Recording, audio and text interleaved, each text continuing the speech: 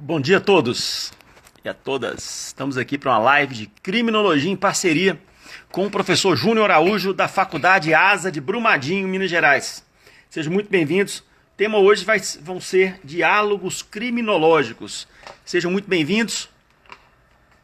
Sejam muito bem-vindos. Nós estamos hoje no dia 5 de junho de 2020. Vamos começar aqui essa... O professor Júnior está entrando aqui. O professor Júnior Araújo, ele é professor da Faculdade ASA nas disciplinas e Direito Eleitoral. Sejam muito bem-vindos aí, alunos de Brumadinho aí. Gosto muito dessa cidade. O professor Júnior está entrando aqui. Olá, Gilva, tudo bem, gente? Sejam muito bem-vindos aí. Nós estamos entrando para começar essa live. Bom dia, professor Lélio. Tá Seja joia? muito bem-vindo aí nessa live aí. Nossa primeira live conjunta, espero. Isso aí. É sempre bom estar encontrando outros professores de criminologia aí. A gente, nessa pandemia, eu acabei fazendo muita live e conheci nesse meio do caminho aí professor de criminologia no interior da Paraíba, no Amazonas, em Mato Grosso, então está sendo muito legal. E a ASA aqui em Brumadinho, né, eu coopero desde janeiro na comarca de Brumadinho. Você passa na porta aí da faculdade de vocês aí. Já tinha conversado com a professora aí, a coordenadora, a gente fazer alguma parceria, e ela me indicou o senhor. Estou muito feliz de saber que tem um professor de criminologia na ASA de Brumadinho. Seja muito bem-vindo, professor. A palavra é sua. Obrigado, professor. É um prazer para a gente estar aqui.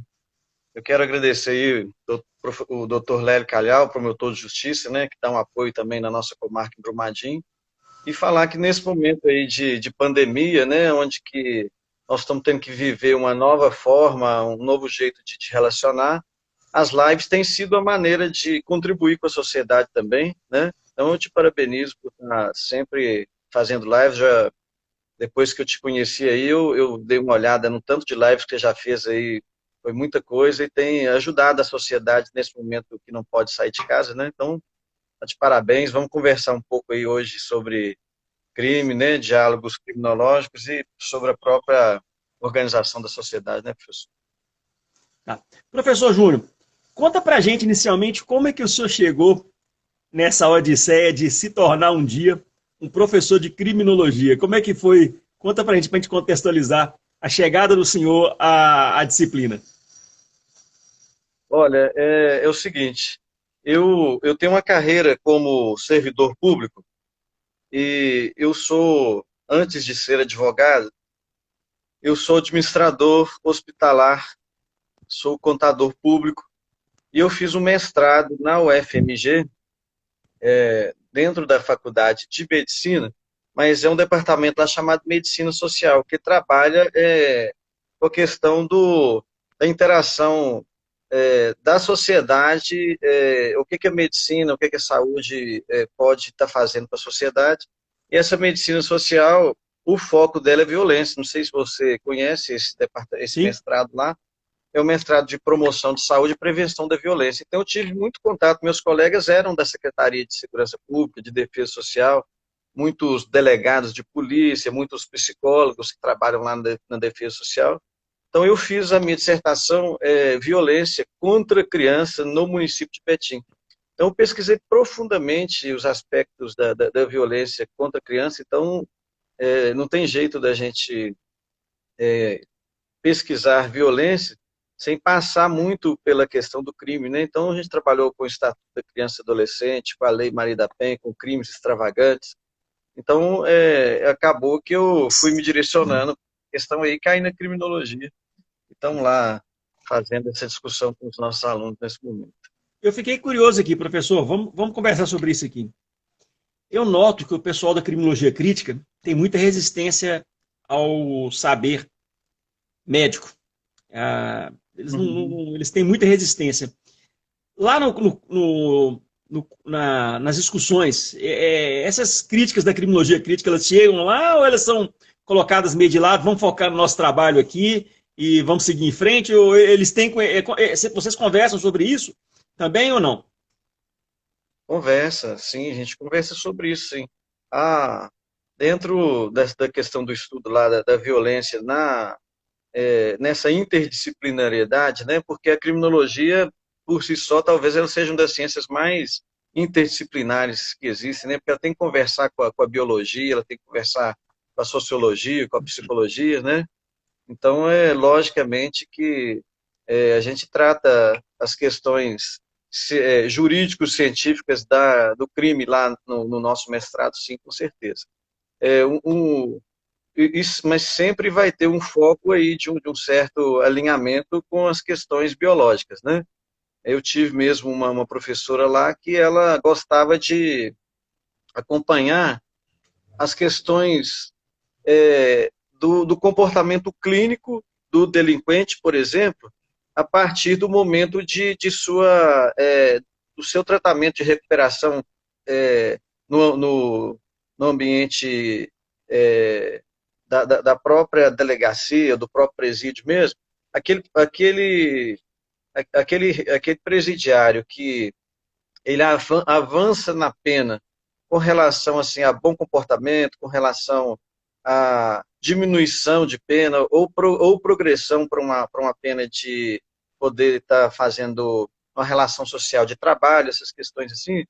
Tem uma professora que ela pesquisa isso com relação ao comportamento genético, comportamento clínico através de exames de sangue, acompanhando o nível de infecção desse paciente, acompanhando algumas questões ligadas ao próprio comportamento, ao nível de, eu sei que o doutor é psicólogo também, ao nível de estresse e questões comportamentais da saúde. Esse é um foco de estudo nosso lá também. E muitas das vezes, porque dos pensamentos recorrentes aí na criminologia é que nós, seres humanos, nós temos uma tendência para a delinquência. Caso, caso a gente não seja moldado aí por um sistema que nos ajude a trilhar um caminho, né? Que tem uma barreira para nós temos uma certa tendência para delinquir. E tem estudos da criminologia dentro da medicina que mostram que à medida que a pessoa consegue suavizando essa tendência da delinquência, melhora também algumas questões clínicas desse sujeito. Eu vou ser sério com o senhor, eu não sou criminólogo crítico, estou longe de ser, embora eu Certo. separe uns 50% do meu tempo como uma pessoa que ama a criminologia para ler os textos de criminologia crítica. Eu acho até porque a gente pode estar errado, né? Eu acho que muita coisa, Aham, eu já parto do pressuposto que sempre a gente pode estar errado. Então eu gostaria muito sim. de entender o que eles, como que eles, a linha de raciocínio deles e tudo, mas eu vejo muita ideologia e pouca ciência em muitas dessas críticas, professor. Inclusive, só para Uhum. você ter ideia, é uma coisa que eu vou trabalhar muito nos próximos 5 anos, é a forma como a criminologia é dada no Brasil, que é totalmente diferente como a criminologia é lecionada nos Estados Unidos, na Inglaterra, no Canadá e na Austrália, por exemplo. Então, apenas a título de comparação, para o senhor ter uma ideia, eu vou até mandar para o senhor depois, para o senhor distribuir para os alunos aí, uma foto de um manual de criminologia norte-americano, que ele tem as escolas, elas estão tipo um sumário, com imagens. Uhum. E você vê que lá nos Estados Unidos e na Inglaterra, na Austrália, no Canadá, a criminologia crítica ela é uma teoria no meio de muitas teorias. Enquanto aqui no Brasil Aham. se busca impor a criminologia crítica, algumas pessoas buscam impor a criminologia crítica como a única visão da matéria. Então, Verdade. eu acho isso um equívoco. Então, o que acontece? Eles têm essa mania de querer, como é que fala, criticar todo mundo. Só que é o seguinte, por algum motivo histórico aí, provavelmente um motivo histórico, eles têm muita força hoje no Brasil. Mas lá fora, nos países desenvolvidos, eles são uma teoria no meio de muitas teorias. Não estou falando que Sim, eles não têm importância, tem muita importância.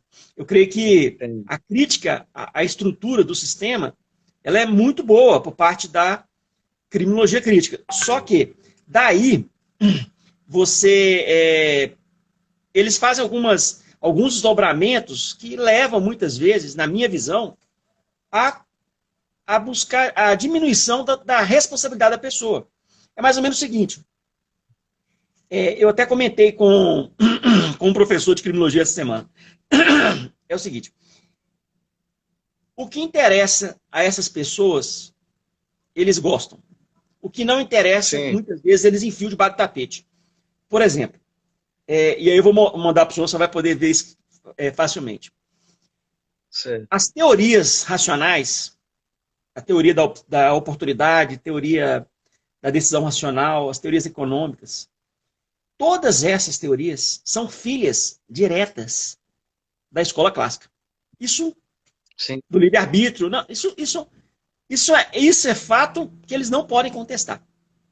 E quando interessa a essas pessoas, parte deles, eles adotam, eles gostam de endeusar a escola clássica e pegam as filhas da escola clássica, que são as teorias racionais, e enfiam debaixo do tapete. Não, isso aqui não me interessa. Então, eu não sim, concordo muito com esse tipo de abordagem. Mas estamos aqui isso é juntos próprio para. mesmo Pode falar. não, desculpa. Eu digo que essa questão de usar o que interessa e descartar aquilo que não interessa, isso é próprio do ser humano mesmo. Em todo momento que a gente vai se organizar, inclusive organizar a própria sociedade, quem está com o condão ali nas mãos para poder conduzir a organização vai acabar fazendo isso mesmo. Por isso é que nós temos que criticar a própria crítica, né, professor? Eu, É, inclusive, trabalho lá na minha, como uma das biografias do meu curso lá na Faculdade de Asa, a criminologia crítica e crítica do direito penal do Alessandro Barata. Mas a gente não fica preso simplesmente a esta linha, né? A gente eu sempre chamo meus alunos para a gente estar trazendo as atualidades para dentro do nossa discussão, do nosso treinamento lá, justamente para que a gente tenha condições de ampliar aí esse pensamento, até porque é, o, o, a questão do ser humano, da escolha, ela ultrapassa muitas das vezes essas questões lógicas da escola clássica ou da escola moderna, né? E muitas das vezes nós nos vemos aí diante de determinados rumos que o ser humano escolhe, que o ser humano toma, que ele desafia as próprias teorias de comportamentais já existentes, né? é. Por exemplo, uma coisa, não sei se você concorda, eu vejo uma grande importância do behaviorismo, que é o estudo da ciência do comportamento, Uhum. na história da psicologia. Isso aí acho que ninguém duvida. Mas também eu vejo uma Sim. importância grande do behaviorismo, dessa ciência comportamental, na questão da punição. E simplesmente, isso é quase que totalmente desconsiderado pela criminologia crítica. A visão da psicologia é desconsiderada. Quando há interesse deles, eles aceitam. Quando não há, aí eles tendem a diminuir ou tendem. Essa questão da biologia também, está sendo muito bom para mim, porque eu sempre quis ter acesso às pessoas que tinham contato com esse mestrado, essa linha lá da UFMG. Que bom saber que sou dessa linha também. Por exemplo, eu vou dar pegando esse mesmo exemplo que eu vou mandar para o senhor das escolas do saber criminológico lá, é lecionado nos Estados Unidos. Aqui no Brasil, assim, escola clássica, escola positiva, e aí vai subindo ali na escola de Chicago. E quando se fala da escola positiva, no geral, se fala de uma forma totalmente depreciativa.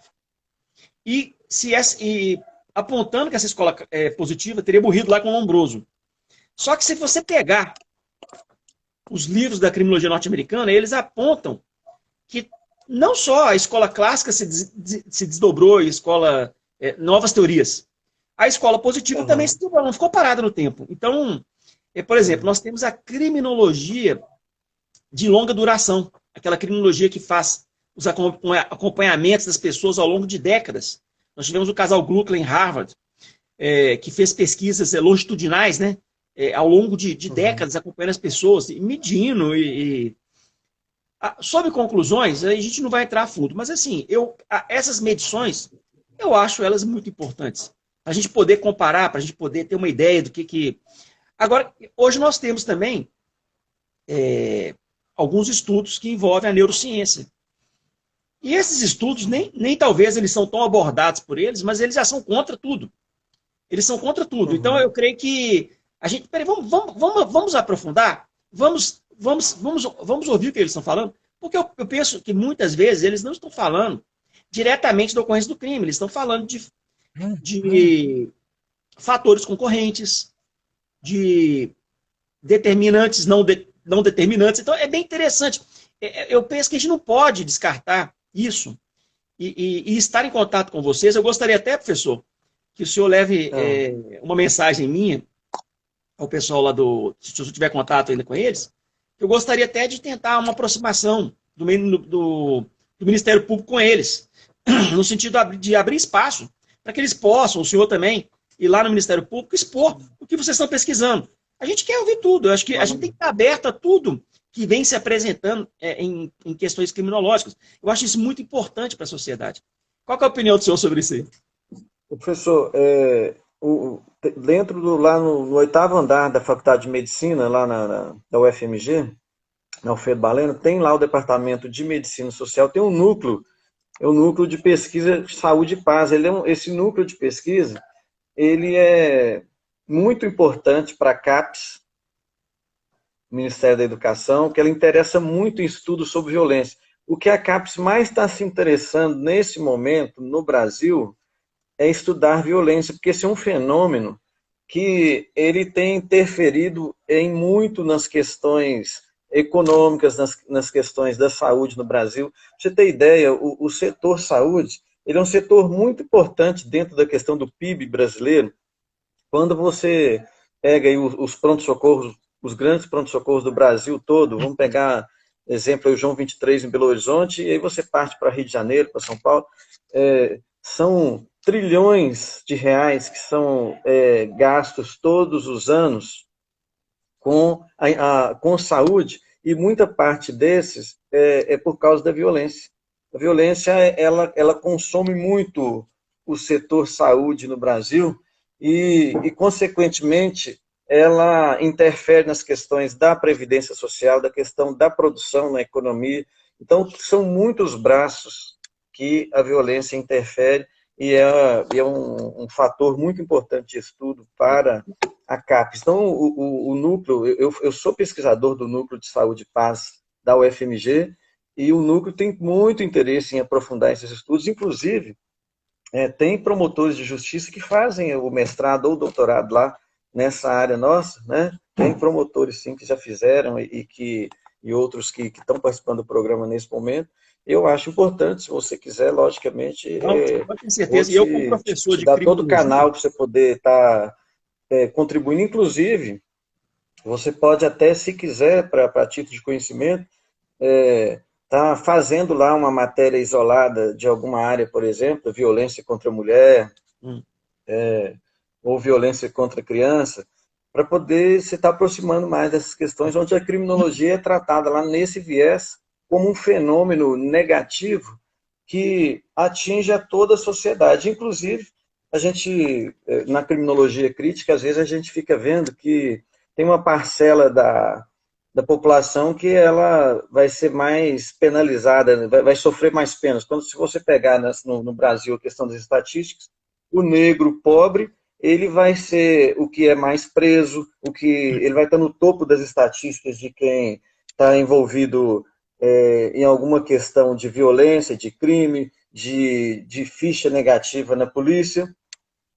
Porém, quando nós ampliamos esses estudos, nós vamos ver que tem uma violência negativa, uma violência silenciosa, que ela está na classe média alta, que ela está na classe A, e que ela não consegue ser trazida para a discussão social, não consegue ser trazida para o conhecimento do Estado, para as devidas providências, até para a inclusão na questão das políticas criminais, porque tem um pacto de silêncio envolvendo essas questões aí. Mas que só a complementando isso aí, questão professor, do ser humano deliquir, a questão do ser humano tá aí na prática da violência, e isso tudo deságua na questão do crime, ela está entrelaçada em toda a sociedade, em todos os seus níveis, e uma parte dela fica silenciada. o senhor falou uma coisa, e só complementando isso que o senhor falou, concordando totalmente, eu vejo, professor, infelizmente, um movimento orquestrado para impedir que outras ideias criminológicas elas sejam debatidas. E eu vejo, às vezes, isso sendo feito com pessoas que posam de cientistas, usando de uma falta de método científico. Para você ter ideia, eu estava assistindo professor, só para registrar aqui, nós estamos aqui com o professor Douglas Fischer, procurador regional da República. Ele acabou de fazer uma colocação aqui, ó. Excelente esse debate. Mostra que muitos ainda se preocupam em estudar e não adotar a técnica que o Lélio referiu, de esconder o que não interessa. Pobre dogmática brasileira. Ô Douglas, o que eu vejo é o seguinte... Prazer ter o doutor Douglas aqui conosco. O professor Júnior, cidadão bacana para você levar na asa aí para falar sobre o processo penal. Viu? Tem um manual com o Eugênio Pacelli. Acho que, com certeza, ele abrilhantaria muito um evento aí na asa aí de Brumadinho com vocês aí. Nossa, sem dúvida. Tá convidado desde já. Já vou pedir para a nossa coordenadora, a professora Carolina, para poder estar fazendo o convite oficial. Eu faço o zap dele e já estou até vendo, professor Júnior, que vão sair muitas parcerias desse encontro nosso, desse primeiro encontro aqui. Vão sim. A faculdade de ASA, ela prima muito aí pela questão da ciência, viu? E está levando bons nomes para ajudar a gente lá na discussão. Ô, professor, eu penso que a faculdade de ASA é uma das poucas faculdades particulares de Minas Gerais que tem a cadeira criminologia. São poucas, não são muitas, não.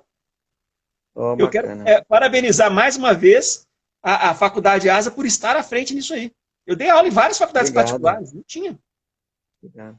E só para concluir, então, lembrando isso que o Douglas falou, eu fico um pouco preocupado, porque eu vejo uma defesa, muitas vezes, de um direito penal do século XXV, tipo Buck Rogers. Eu gostaria muito de que não tivesse crime na sociedade. Eu gostaria que não tivesse presídio. Eu acho que o presídio é a pior coisa que o ser humano construiu, junto com a bomba atômica, o presídio. Mas é um mal que, infelizmente, ele não vai acabar amanhã. Então, o que acontece? Eu quero um mundo melhor, eu quero mais justiça para todos, mas eu não posso ficar preso numa situação que vai vir daqui a 200 anos. As pessoas em 2020, elas querem soluções. E aí, professor, eu vejo um certo... eu fico triste de até comentar isso, mas eu vejo um certo deboche, às vezes, em alguns comentários da criminologia crítica. Por exemplo, eu estava assistindo um curso de criminologia um dia desse, que a palestrante falou que algumas pessoas da criminologia crítica chamam a criminologia tradicional de vendidos. Eu falei assim, poxa, que nível, vendidos assim para o sistema. Eu falei, poxa, ninguém aqui está aqui para passar a mão na cabeça do sistema. A gente quer que o sistema melhore. Mas, ao mesmo tempo, essas pessoas, elas não querem. E aí, nós estamos enfrentando essa dificuldade. Eu creio que a parceria do grupo de estudos aí, que o senhor faz parte, com a Fundação Escola Superior do Ministério Público ou com o Ministério Público Nacional, eu estou presidindo agora, semana que vem vai ter o primeiro Congresso Nacional de Vítimas, Direito das Vítimas e Vitimologia, da CONAMP, da Associação Nacional do Ministério Público. Estamos fazendo um evento, já tinha mais 300... Eu sou presidente da Comissão das Vítimas, Direito das Vítimas de Violência da OAB de Betim. Exatamente. Cada vez mais... depois nós temos que fazer uma live só sobre isso. Nós temos que trazer cada vez mais essas ideias e colocá-las na mesa.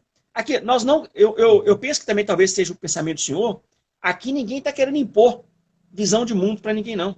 Só que é o seguinte, outras ideias tem, nós temos as nossas também. E outra coisa, é muito estranho isso de querer impor uma única visão da criminologia no Brasil, quando essa única visão, entre aspas, lá fora, não tem nem 10% de espaço na criminologia. Então, assim, acho que nós não queremos... igual a questão da vítima. A pessoa, porque a vítima... Olha, eu não estou defendendo o direito penal da vítima. De forma alguma. Só que eu gostaria que a vítima recebesse o mesmo tratamento de proteção jurídica e de fato que o réu tem. Então, é isso que eu quero. Então, isso não significa, um bem lembrado aí, que vai aumentar a punição de ninguém, não. Pode ser que eventualmente aconteça algum equacionamento. Mas, por exemplo, não sei se eu concordo, professor, a vítima é quem tem menos espaço na criminologia. A vítima ela já recebe a condenação dela imediatamente. Não é isso? Uma É, vítima que foi assassinada, ela já foi condenada, uma condenação eterna já. com certeza. Eu vou mostrar para o senhor aqui um exemplo. Eu até recomendo, se eu tiver condição de. Gente, quem estiver assistindo a live, o professor também, ó, esse livro aqui, gente, é um dos livros mais interessantes que existe da criminologia. São 50 pensadores chaves da criminologia. Eu mando para o senhor depois o link também. É um livro muito interessante. Por favor. É a bibliografia e a história de vida do trabalho de 50 pensadores da criminologia. Professor, esse livro é maravilhoso. É um livro da Routledge. Acho que é da Routledge. Essa aqui é uma das melhores editoras que tem de Uhum. criminologia do mundo. Mas, professor, Sim. como que um dos melhores livros do mundo de criminologia não tem um, um criminólogo aqui que destacou que é da vítima? Não tem a palavra Uhum. vítima. Eu procurei, eu tenho esse livro em e-book também. Eu fiz uma procura sobre a palavra vitimologia no conteúdo. Não Entendi. existe.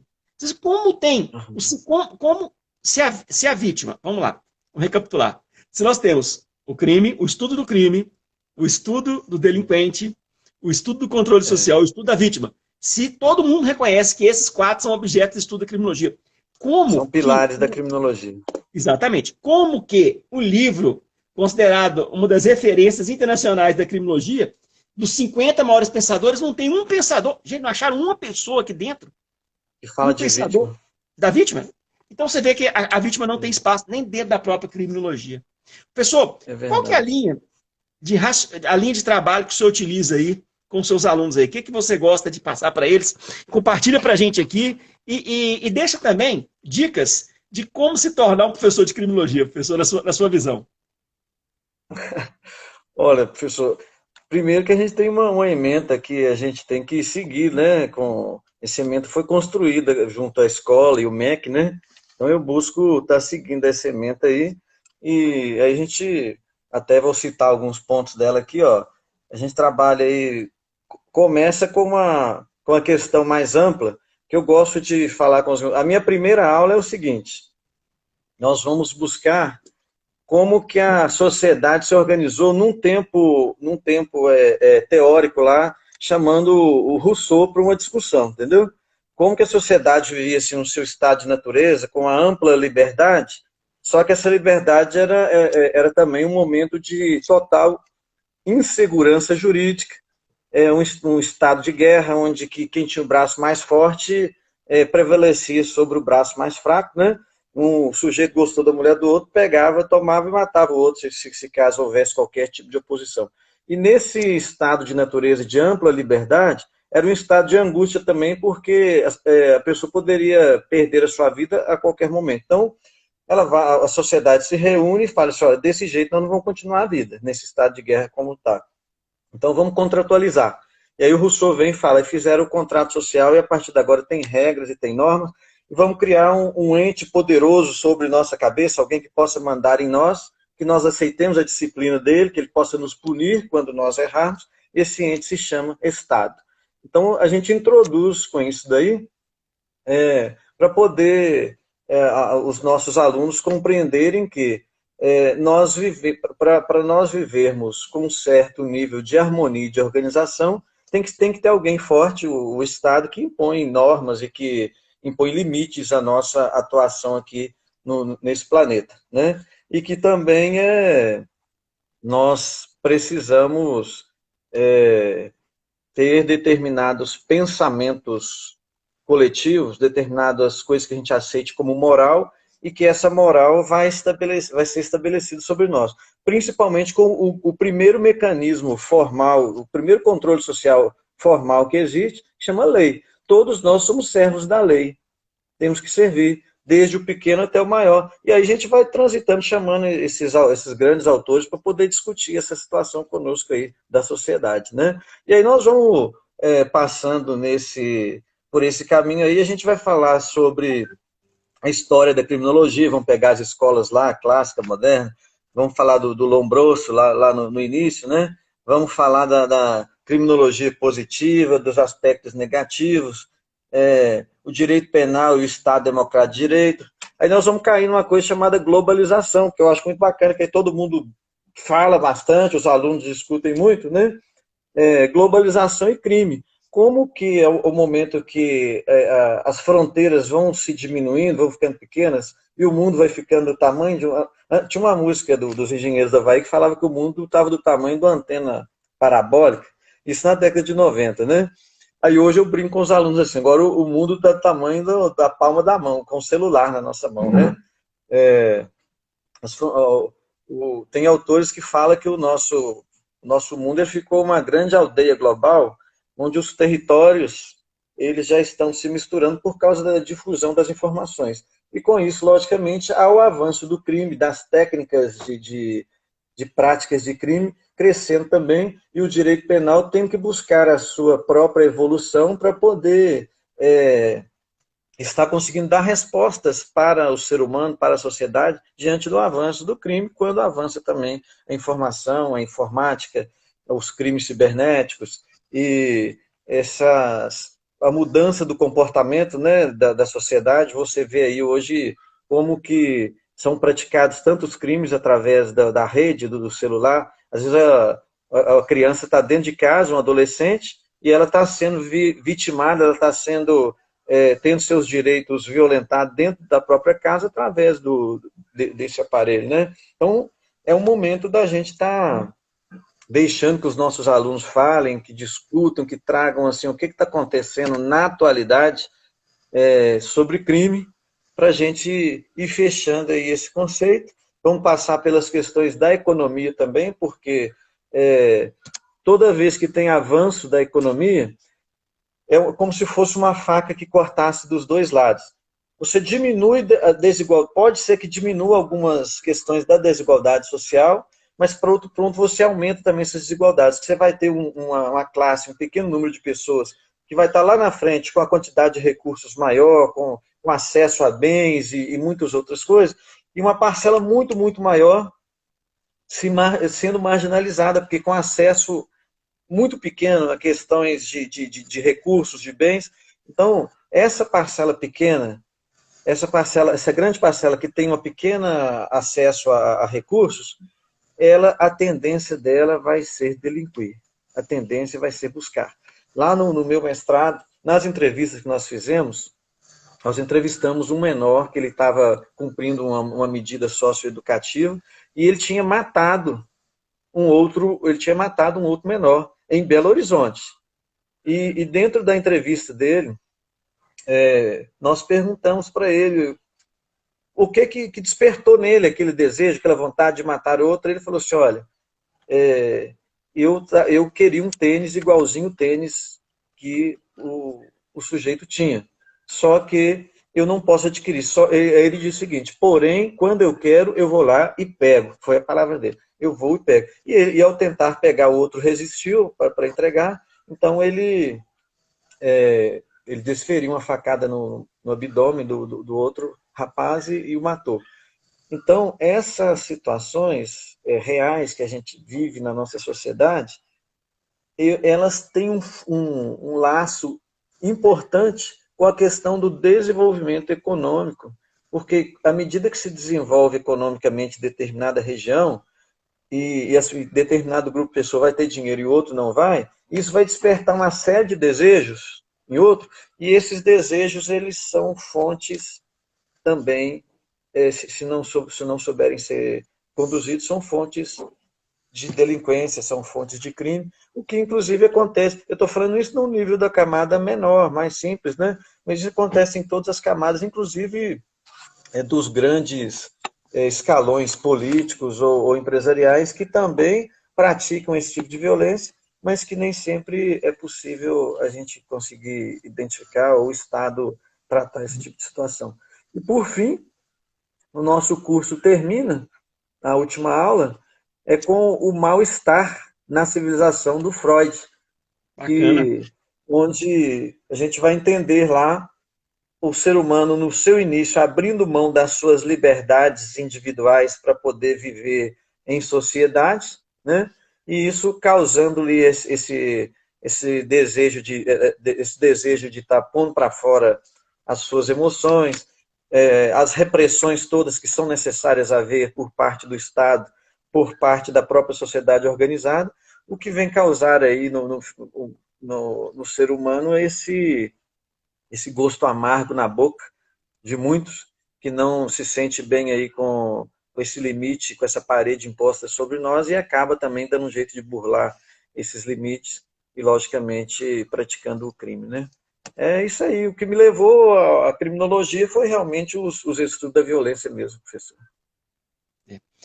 Professor, eu fico impressionado assim, como que esse texto do Freud, né, O Mal-Estar na Civilização, eu acho que é de leitura, acredito, deveria ser de leitura obrigatória de todo mundo que passa pela Faculdade de Direito, né, porque esse texto eu acho que ele é de perto de 1930, eu acho, mas é um texto, acho que é de 1928, não estou enganado, é um texto que é atual. Ele é atual, isso aí olha os problemas que a sociedade está vivendo, essa pandemia mais ainda. Eu não sei se eu. Sim. Vamos falar um pouco sobre isso? Vamos. A Muita gente me sociedade pediu está para falar de adoecendo. pandemia. A sociedade está adoecendo na pandemia, né? Não só a questão física, mas a questão emocional. Eu conheço pessoas que estão com depressão, eu conheço gente que teve que correr para ser atendido porque está com transtorno de ansiedade. Eu estou com 49. Para mim está difícil passar por essa pandemia. A gente está tentando trabalhar, tentando manter o foco, mas quando eu paro para pensar o que está acontecendo, às vezes eu fico meio down. Agora eu fico pensando assim, poxa, eu estou com 49, estou tentando fazer exercício aqui e ali e tal. A pessoa com 70, 80 anos, como que ela está passando por isso? Onde tem aquela questão do tempo, né? O tempo para uma pessoa de 49 anos é diferente do tempo para uma pessoa de 30. Uma pessoa de 80, que Exato. tempo é algo preciosíssimo. Ela está parada um ano Exato. sem saber se vai sair disso. É uma coisa que mexe com a gente, né? O que você acha? Olha, você tocou num assunto aí que eu gosto muito, questão dos adoecimentos mentais. Pra você ter uma ideia, eu vivi algo aí de ver as pessoas adoecerem, e te confesso que eu também não fiquei muito bem, que eu tive que buscar bater um papo com psicólogo e até com psiquiatra também. Foi após o rompimento daquela barragem da Vale em Córrego do Feijão, em Brumadinho, onde eu vi como que as pessoas têm uma mente frágil e adoecem com muita facilidade diante de um trauma mental. Inclusive, teve um cientista, um médico, ele gostava muito de escrever alguma coisa por Freud também, é o Firenze. Ele falou que o trauma mental é como se fosse um fluxo elétrico. Imagina aí um aparelho elétrico, você liga, ele é de 110, você liga ele numa tomada lá de 440, então vai vir um fluxo de energia muito grande e vai fazer um furo no sistema elétrico daquele aparelho. Na nossa mente, o trauma mental é o seguinte, é um fluxo de informações tão grande que chega na sua mente de uma vez que faz um furo na sua mente, causa um trauma. Então, lá na barragem do Córrego do Feijão, 270 mortes aproximadamente, pessoas se suicidando logo após. Eu te falo assim, ó, que eu vi, tinha uma enfermeira de Parque da Cachoeira, a região lá que pertinho do Córrego do Feijão, o marido dela era dono de um terreno lá, uma horta, que saía 5 caminhões de verdura todas as madrugadas para o Ceasa e tudo, eles trabalhando naquilo, e veio a lama e tomou conta do terreno todo, acabou com a horta, e eles passaram a receber a mensalidade lá de R$ 1.000 cada um por mês para sobreviver. Ela falou assim, olha, isso daí, vocês estão achando que está fazendo vantagem em me dar esses R$ 1.000? A gente tinha uma vida, nós tínhamos empregados, nós enchíamos 5 caminhões de legumes e verduras nas madrugadas. Não é o dinheiro só que eu estou querendo de volta, estou querendo a vida de volta. E o marido dela começou a fuga, buscar bebida, ela se sentindo muito angustiada com aquilo, e um certo dia lá o marido saiu para o bar para usar a bebida, e ela tirou a própria vida. Uma mulher de menos de 40 anos, nível superior, uma grande profissional, enfermeira, tirou a própria vida. Ela já tinha dado sinais do adoecimento mental, inclusive nós estávamos tentando com psicólogo, levando psicólogo na casa dela, buscando o tratamento psiquiátrico dela, mesmo assim ela tirou a própria vida. Então, eu vi de perto como que a nossa mente é frágil e um furo mental, como se diz o Firenze, ele pode levar a pessoa até ao próprio suicídio. Olha, nessa pandemia também, as pessoas têm que ficar em casa. O nível de adoecimento mental está indo lá nas alturas, porque a gente não aguenta isso, nós não suportamos esse isolamento social. Inclusive, nós seres humanos, eu toco lá na sociedade de novo, na organização, nós somos seres sociais, nós gostamos de relacionar, de falar, de abraçar, de estar com outro ser humano. Nós não somos vocacionados para a solidão. Então, esse momento, eu inclusive tenho dados, professor, que eu trabalhei com eles lá na escola, inclusive buscado na própria polícia militar, na cidade de Brumadinho, o número de violência doméstica, ele quadruplicou. Se quadruplicou em Brumadinho, muito provavelmente nas outras cidades ele cresceu também, porque o isolamento impõe essa questão aí, e eu estou vendo que o uso de ansiolíticos, de antidepressivos, ele tem disparado nesses dias aí da pandemia, e infelizmente é algo que está no mundo inteiro, né? E que tem mexido aí muito com a mente das pessoas, e logicamente isso vai desaguar em crimes também. Eu até aproveito para pedir para o senhor levar um abraço aí ao pessoal da saúde. Eu fui promotor da saúde, Obrigado. 8 anos na Regional Macro-Leste de Governador Valadares. Acompanhei aí, junto com o secretário de saúde, todos que passaram lá, os municipais, a luta para conseguir uma vaga no SUSFAS para as pessoas, e também sentamos toda vez para...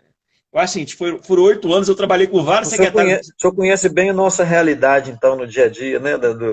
A vida que o gestor de saúde enfrenta aí, né? Não com vocês que estão na linha de frente, né? Mas assim, acredito que o fato de ter feito psicologia ajudou bastante. O diálogo ajudou a tentar sentar para conversar. E eu gosto muito desse assunto.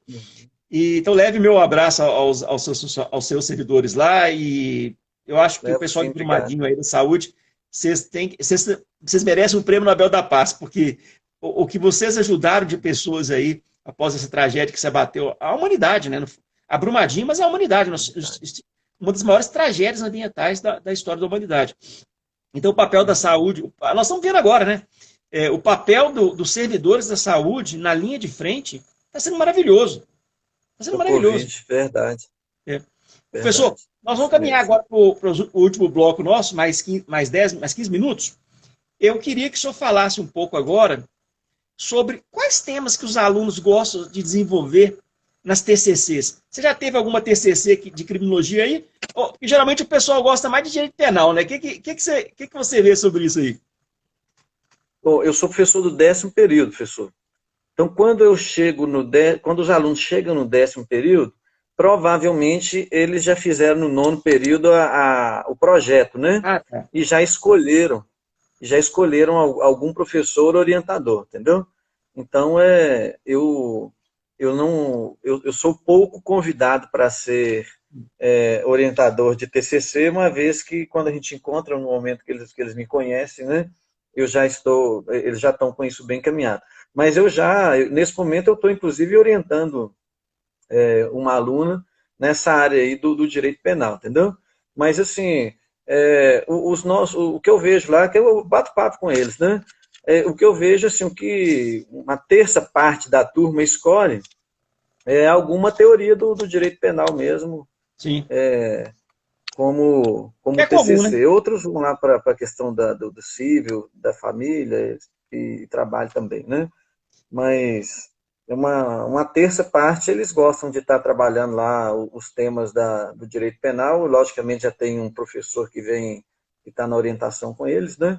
Mas algum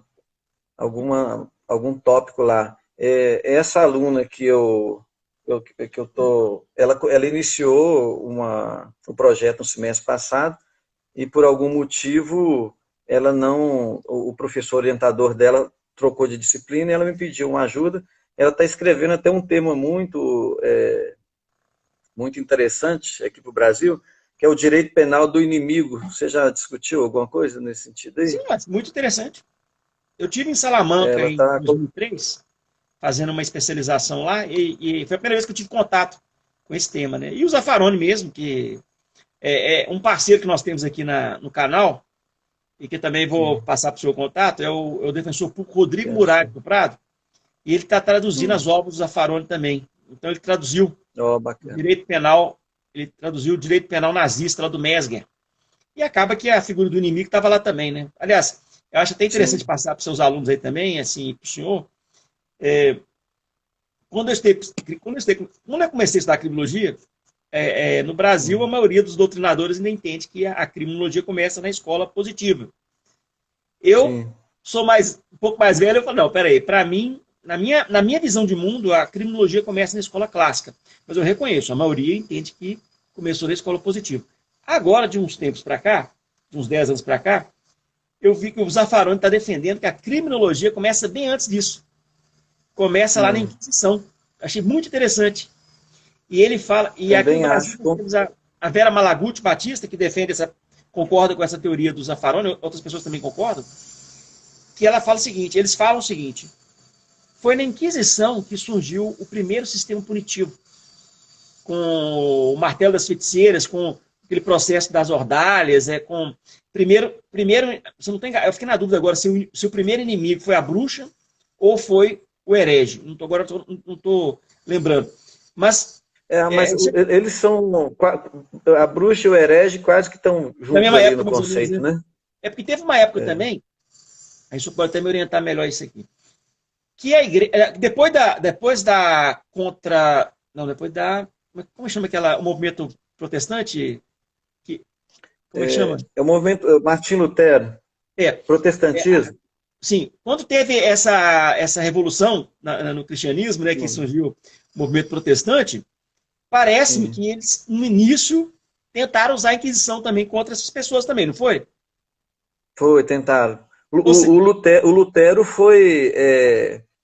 eles tentaram levar o Lutero para um tribunal de Inquisição para condenar e matar. Só que o Lutero ele foi muito inteligente, que ele conseguiu envolver muita gente para poder... A opinião pública, como se fosse a mídia, né? Ele conseguiu envolver a mídia e eles não conseguiram matar o Lutero, não. Sim. Então, o que acontece sobre a questão do inimigo? Ele comenta isso no livro dele. Ele fala o seguinte, que de vez em quando o poder punitivo busca um inimigo. Então, assim, foi a bruxa, foi o herege, e depois foi o pessoal que estava contra o pensamento da Igreja Católica na época. Tipo assim, o pensamento... o pessoal do... Eu esqueci como que é o nome mesmo? Reformador. Exatamente. De reforma. Exatamente. Tentaram colocar... Tentaram não, devem ter pegado alguns, né, professor? Isso aí não... Com certeza. Isso aí, com certeza. Isso aí, muita gente morreu nessa situação aí. Exatamente. Então, essa figura do inimigo eu achei muito interessante. O Zaffaroni fala isso no livro dele, A Palavra dos Mortos. Ela já começa lá na... Ele já tem isso, já tem esse uso lá na Inquisição. Então, o direito penal do inimigo realmente é algo que a gente tem que ficar atento. Agora, por outro lado, também não podemos também achar... Porque o que acontece? Uma coisa que eu tenho notado. O crime do colarinho branco, volta e meia, gosta de se infiltrar no meio de tudo. E aí o que acontece? Realmente, há abusos. Com certeza. Esse negócio de direito penal do inimigo são abusos e há excessos. Agora, o que acontece? Eles se infiltram em tudo para tentar deslegitimar o sistema, para que eles não sejam presos. Então, é impressionante como que esse pessoal... E aí, professor, eu estou fazendo uma segunda dissertação, eu fiz uma com o Juarez Tavares há 20 anos atrás, sobre o direito penal mínimo. E agora eu estou fazendo sobre crimes do colarinho branco. É impressionante. O que eles faziam há 100 anos atrás é o que eles fazem hoje. Assim, lá nos Estados Unidos, o modus operandi é o mesmo. Se você pega lá e lê como que era no início do século XX, lá nos Estados Unidos, 1902, 1904, é o que eles acham. Então, assim, eles sempre estão ali. Então, acaba que... Então, eu penso que a gente tem que olhar.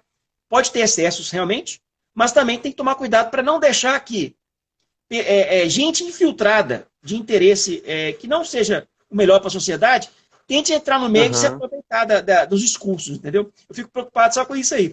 Mas que é um tema... O Estado, a figura do Estado, professor, ela tem que ter pessoas honestas, pessoas que se dediquem à leitura, que se dediquem ao estudo da sociedade, para poder vigiar a evolução do direito penal na sociedade, o Estado fazendo a parte dele, principalmente com os mecanismos legais, que são não somente a lei, mas a fiscalização da própria lei, para que esses interesses infiltrados, que na maioria das vezes são interesses econômicos escusos, para eles não torcerem a forma da interpretação e da aplicação e da evolução do direito penal. Né?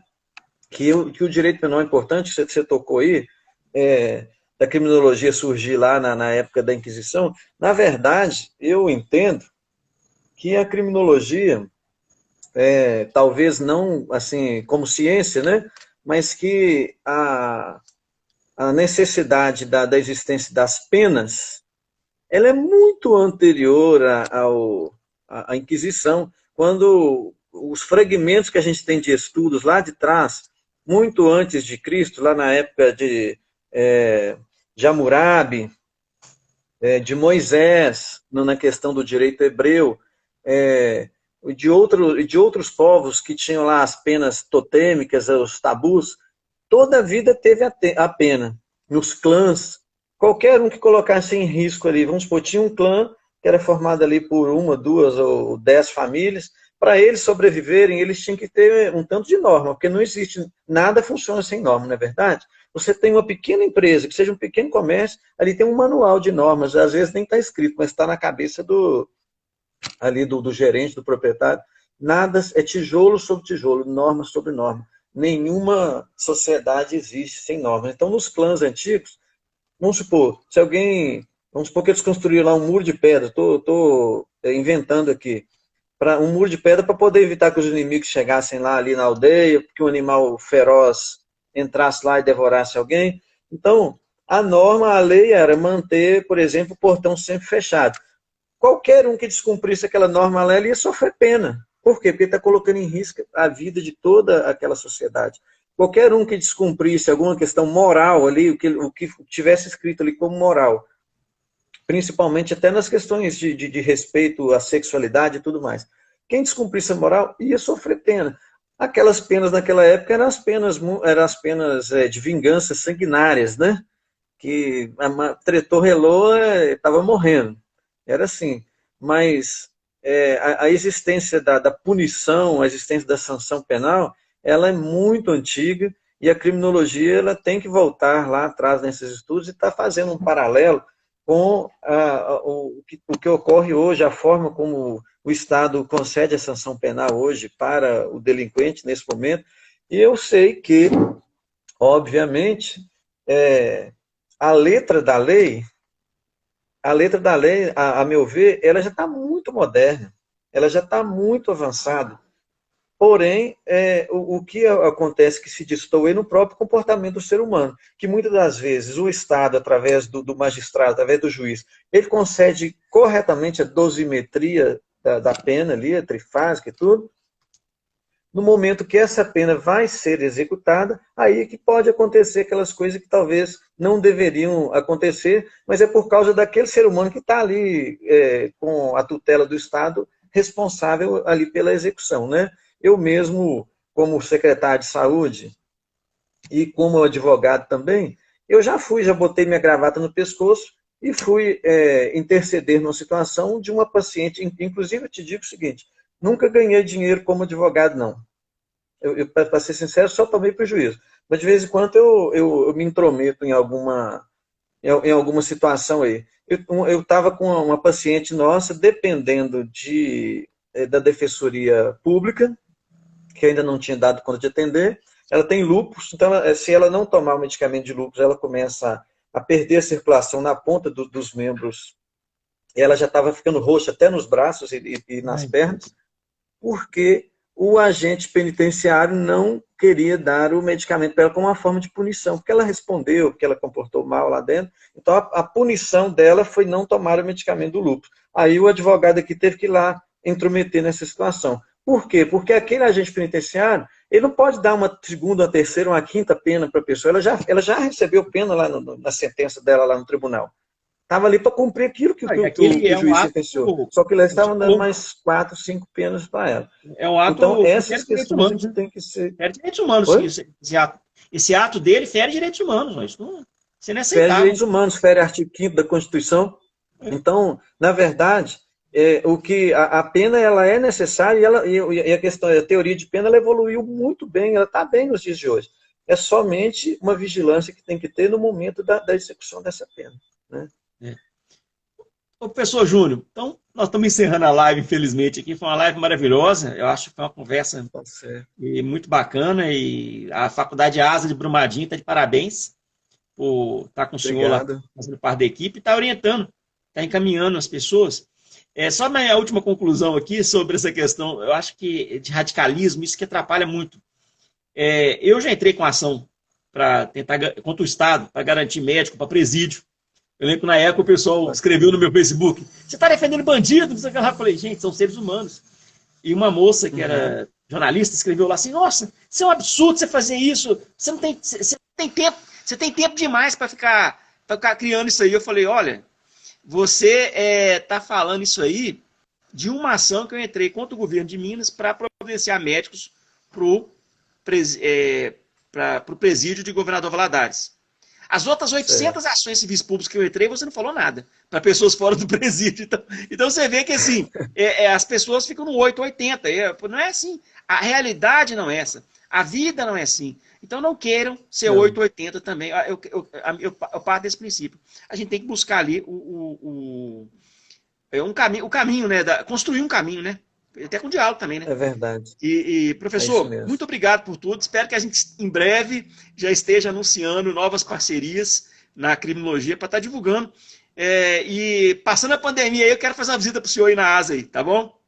Vai ser um prazer te receber, fazer uma palestra lá para os nossos alunos do direito. A gente reúne os 10 períodos lá no nosso auditório lá, para você poder estar conversando conosco lá, viu, professor? Fiquei muito feliz aí de estar tendo esse momento.